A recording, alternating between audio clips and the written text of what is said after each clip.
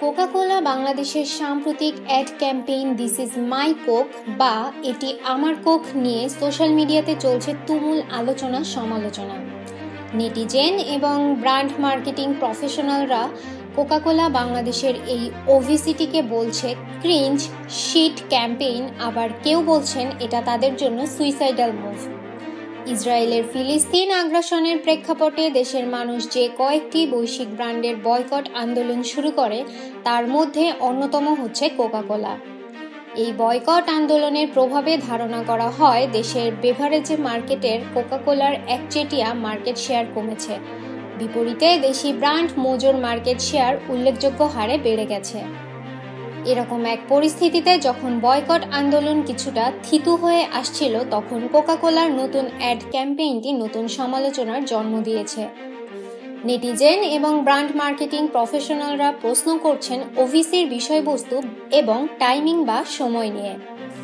সবচেয়ে বেশি সমালোচনা হচ্ছে ওভিসির মূল স্ক্রিপ্ট বা বিষয়বস্তু নিয়ে, যাতে দেখানো হয়েছে সাধারণ ভোক্তার অজ্ঞাত ধারণা নিয়ে যে কোক ওই জায়গার, এবং এই ধারণা প্রচার করা হয়েছে আকাশ কুসুম পেজ থেকে। ব্র্যান্ড প্রফেশনালদের বড় একটি অংশের মতে কোকা-কোলার মতো গ্লোবাল ব্র্যান্ডের এতটা কাঁচা, অপরিপক্ক এবং আক্রমণাত্মক কাজ করা উচিত হয়নি। তাদের মতে এতে সরাসরি আঘাত হানা হয়েছে সাধারণ ভোক্তার জ্ঞান নিয়ে, যা কোকা-কোলার ব্র্যান্ড ইমেজকে আরও প্রশ্নের মুখে ফেলবে। এদিকে ওভিসিটি দাবি করা ফিলিস্তিনে কোকের ফ্যাক্টরি আছে। এর বিপরীতে সোশ্যাল মিডিয়াতে অনেকেই প্রমাণ দেখাচ্ছেন ফিলিস্তিনে কোকের ফ্যাক্টরি মূলত ইসরায়েলের অবৈধভাবে অধিকৃত জায়গাতে। এমনকি ওভিসির আরেক চরিত্র সুলেমানকে সুলতান সুলেমান হিসেবে ঠাট্টা করাটাও বেমানান লেগেছে অনেকের কাছে, কারণ সুলতান সুলেমান টার্কিশ সিরিজের কারণে এই চরিত্রটি বাংলাদেশিদের কাছে বেশ জনপ্রিয় এবং আইকনিক এক ক্যারেক্টার। আবার কেউ বলছেন ঠিক হজ এবং কোরবানের সময় যখন সাধারণ মানুষের ধর্মীয় আবেগ একটু বেশি কাজ করে, সে সময় এ ধরনের ক্যাম্পেইন করা উচিত হয়নি। মূলত চলমান বয়কট আন্দোলনের প্রেক্ষাপটে এ ধরনের অপরিপক্ক ক্যাম্পেইনকে কোকা-কোলার ব্র্যান্ড ইমেজকে প্রশ্নের মুখে ফেলে দেওয়ার মতো স্ট্র্যাটেজি হিসেবে দেখছেন বেশিরভাগ ব্র্যান্ড প্রফেশনালরা।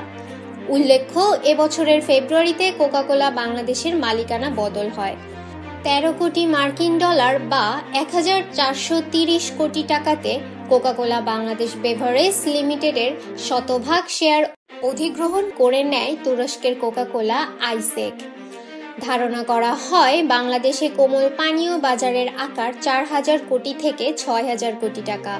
যুক্তরাষ্ট্রের দুই বহুজাতিক কোমল পানীয় প্রস্তুতকারক প্রতিষ্ঠান কোকা-কোলা ও পেপসিকোর পাশাপাশি প্রাণ, আকিস, পার্টেক্স ও মেঘনার মতো বেশ কয়েকটি স্থানীয় প্রতিষ্ঠান এই চাহিদা পূরণ করে থাকে।